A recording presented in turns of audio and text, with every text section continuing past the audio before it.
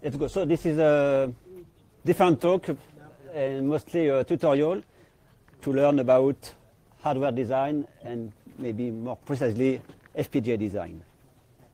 So this is EDA and open hardware room. So we talk about hardware. And in particular for this talk, we are talking about how to design a chip, not about PCBs. There are other talk later for PCB designs. And it's not about analog chip, which is mostly part of GNU-CAP and cubes, but it's about digital chip. I would say in the real life, designing a real digital chip is very, very complex, and it's done only by very large company. You need to invest a lot of money for the software, for the manufacturing. So we will do something a little bit different. So this is some of tool you need to build a chip. Very, very expensive. Hopefully, some chips are completely programmable. Most of the chips are, I would say, fixed, have only one purpose. And there are a few chips named FPGA that are completely programmable, which means that you can see them a little bit like the software. You define what you want to do with the chip. And it's almost exclusively digital chip. So what is inside a programmable chip, which is almost always called FPGA? So you have the inputs and outputs on the side. You have some cells that are programmable and that define a particular function.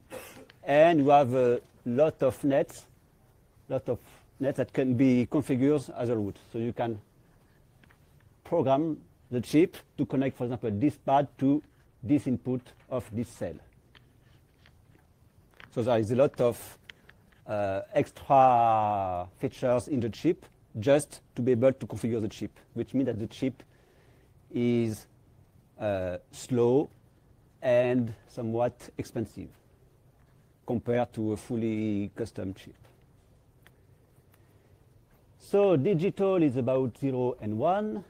And here I assume you know a little bit about digital computation.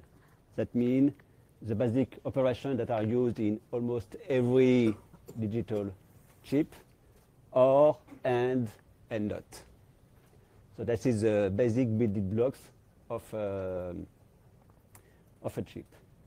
And the purpose of digital design is to combine these basic blocks to do something more complex. So for example, if you associate gates like this, you get the XOR function using only AND, NOT, and OR gate. And the round at the output of the gate, that means you get it's an inverter, so you get the NOT of AND in this case.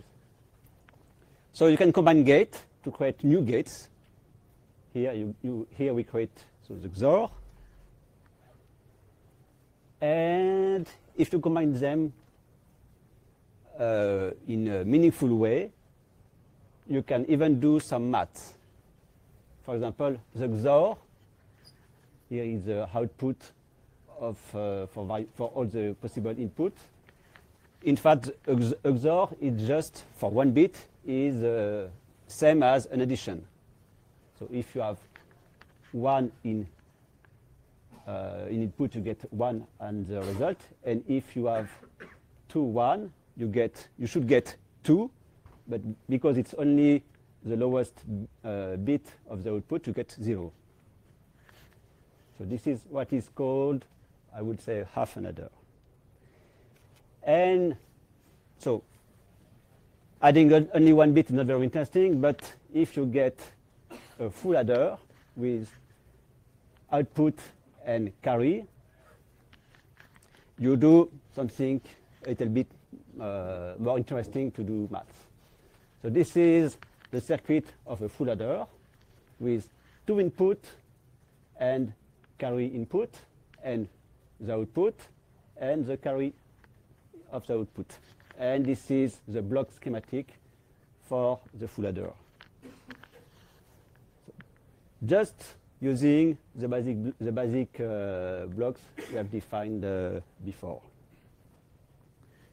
And what is interesting with the full adder is to combine them to create an adder for here, for example, 4 bits.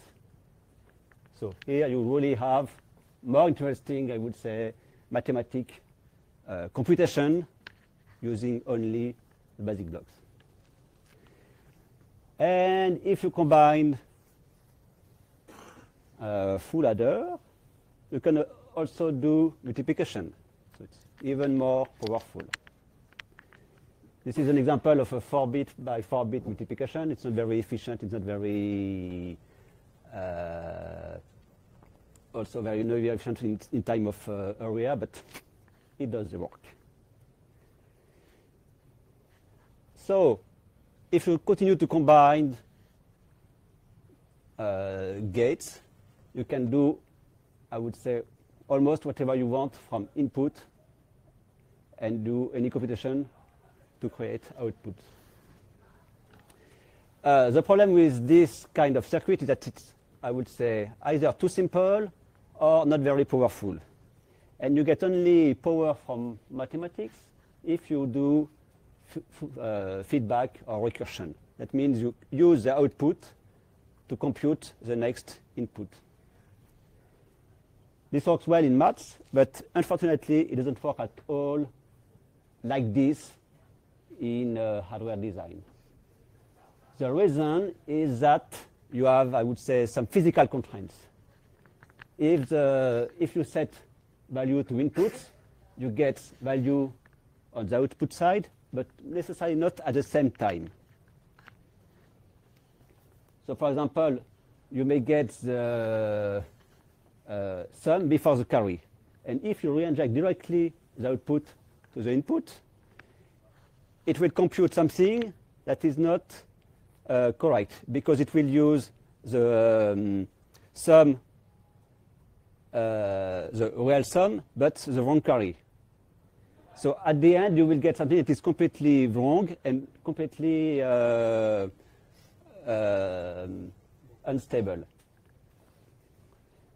So that's where we need to synchronize signals. And this is a very important notion in all digital circuits. You need a clock to create synchronization, which means to define a time at which the inputs are stable and at which the outputs, so maybe generally the next clock, will be stable. And this is not only for dealing with propagation, but also to deal with variation of process. I mean, not circuits are created equal. There might be some difference between 2 chips that are created from the same manufacturer for many reasons.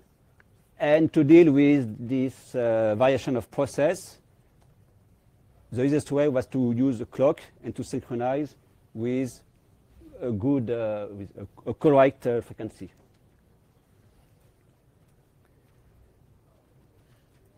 So this is the other important element of the digital circuit, which is flip-flop. And it has an additional input, the clock.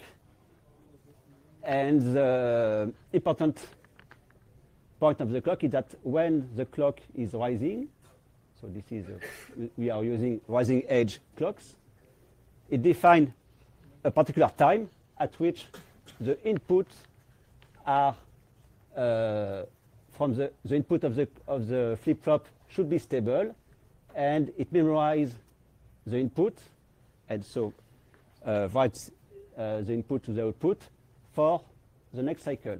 So during this period, the output of the clock will be completely stable. So the computation part could be able to do the computation, and the output of the computation should be ready for the next cycle, just before the next cycle. So at the end, I would say digital design is a mix of computation, logic gates, and memorization element, flip-flops.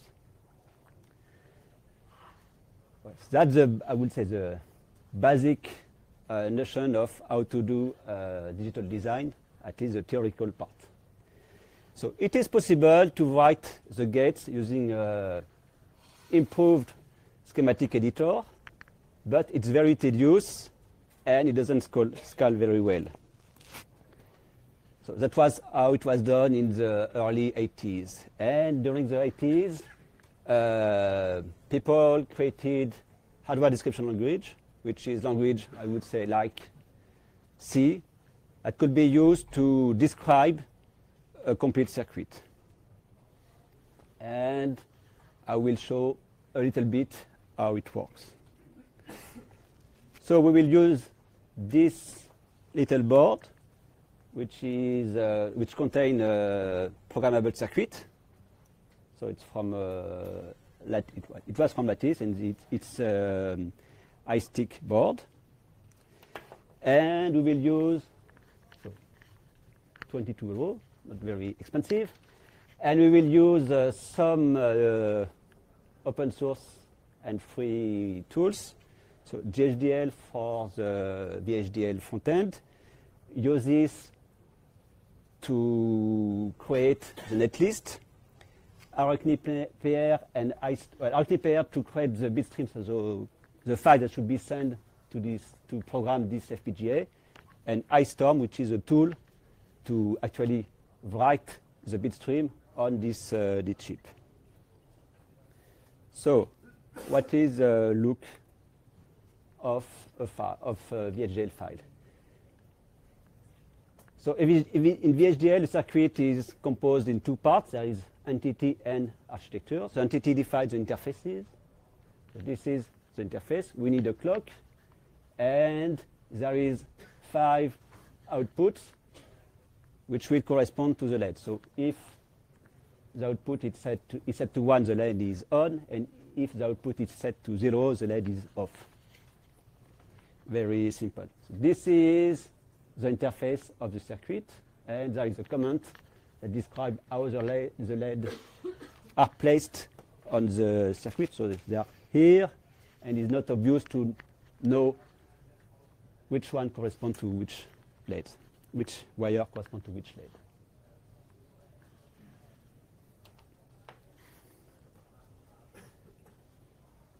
And this is the internal of the circuit. It has, I would say, one main process, which is some computation, so here, within a flip-flop. So if rising edge means that we will do the computation only on the rising edge of the clock. And the computation is just a counter, and when it reaches 3 million, it is reset to 0, and the LED is flipped. So this is just a way to make LEDs blink. Not too quickly, otherwise you can't see anything, and not too slow, otherwise you can't wait until it flips. So this is a very simple example. And this is, I would say, the one possible way to do the whole work to program at the end the FPGA. So first, for Vhdl, well, this is a little bit particular to Vhdl, you need to analyze the sources so that the system knows about the files.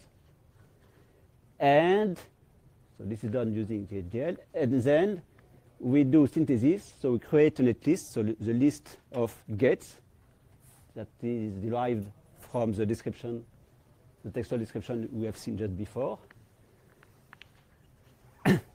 So we use Vhdl for use this and Vhdl as a plugin for creating the netlist, and we say we want to synthesize for this particular circuit. So it creates lab.diff, which is the netlist, which is called the netlist.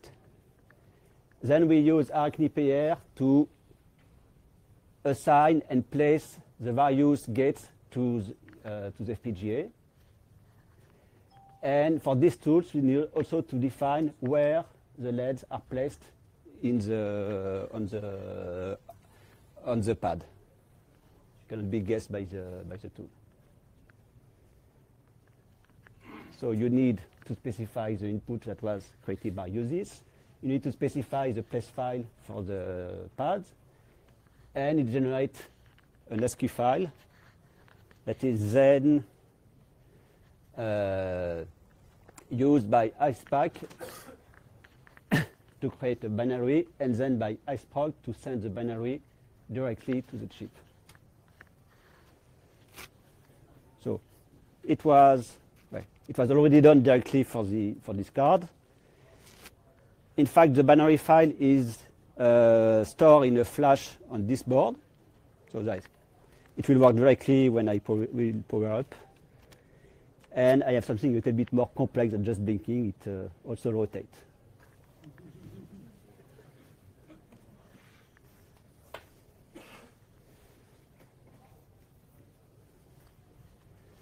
So this is a list of tools we have used.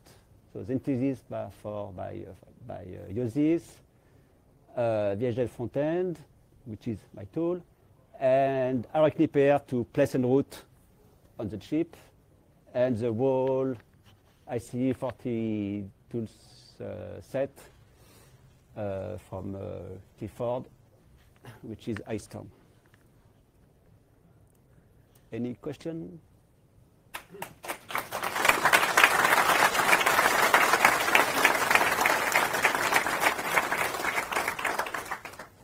Yes. So you're the author of Vhdl frontend? Yes. And in what stage it's now? What features of Vhdl does it support? Okay, so question about the state and feature of Vhdl.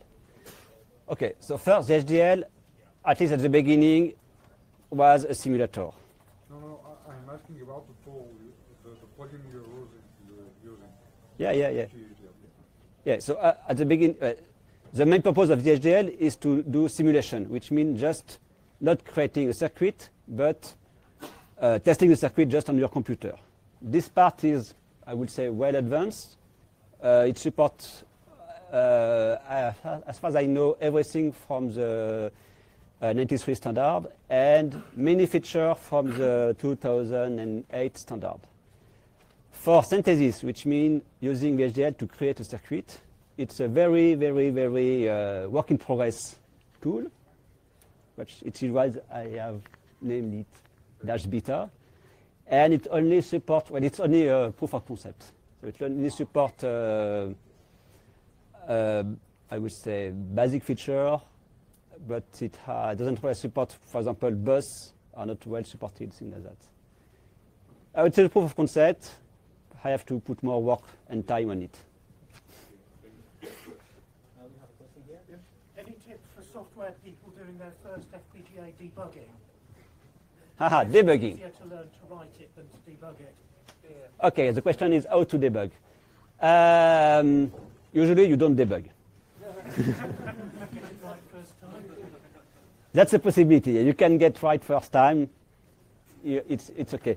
Well, what you usually do is you do simulation. Okay. So you do run with the simulator your Vhdl design or Verilog design, and you debug it like software. Okay. And then when you program, it should be almost okay. There are some possibility, for example, to use a pad to sort an internal signal and use oscilloscope or tools like that to debug, but it's very difficult to do debugging on hardware. Okay, you. The other tools are JTAG or something like that, you know, on Arduino, or, because it looks like a bit like an Arduino or something. Okay, the question is about debugging using JTAG. Well, JTAG is not. Well, the first purpose of JTAG is to test. Okay. Okay. The first purpose of JTAG is to do hardware testing, which is not debugging, just testing that the chip works correctly. Then there are some extensions, for example, to read a particular wire or the state of a particular flip-flop within a circuit, which could be used to debug your circuit. But it depends on whether it is supported by a particular chip or not. But it's the usual interface to do that, yes. Yes? That's sorry. Yeah, you go. You're playing with a 22 euro FPGA there. What are the limitations of that? Can I go to something like OpenCores and get stuff from there, plug it together and get simulate an ARM chip on there, or is it just too small? Well, what does 22 euros, what can So you the do with that? question is about the limitation of this 22 euro chip board. Okay, the main limitation is the size and the number of input and outputs for this chip. Actually, it is already quite large. You can implement some processor in this chip with a memory, with simple graphical output. So it's not that small. If you want to do something that is very more complex, for example, if you want to interface with the PCI card, this chip is not powerful enough to do that. You need to buy a larger chip and a more expensive one. We have time for 2 more questions. Okay. I didn't see timing constraints ended in the workflow. Timing constraints for clock and... Okay, the question is about there was no timing constraint. The point is that this is a very simple design, and it needs to run only at 3 megahertz. So it's way below any constraint. But you can constrain the design, or... I don't think with this tool set, tool chain, I don't think so. I may be wrong, but I don't think so. Are there any other chips supported with the open source tool chain? So are also the I40 as Alors, the question is about other chips supported by the tool chain. So for a full tool chain, I think it's only, or it's not the only chip, but it's the only family that is completely supported. So where you can use a full open source tool chain.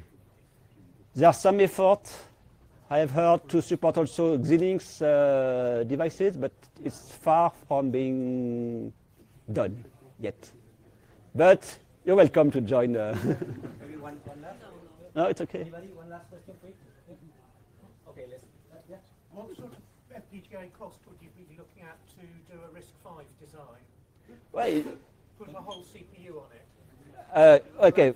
That fit on? To answer directly, yeah, you can. I think you can use a RISC-V, a small RISC-V processor in this chip. It's possible. It has been done. Maybe not to run Linux, but at least an embedded program. Yes, it's possible. Okay, let's thank Tristan again. Thank you.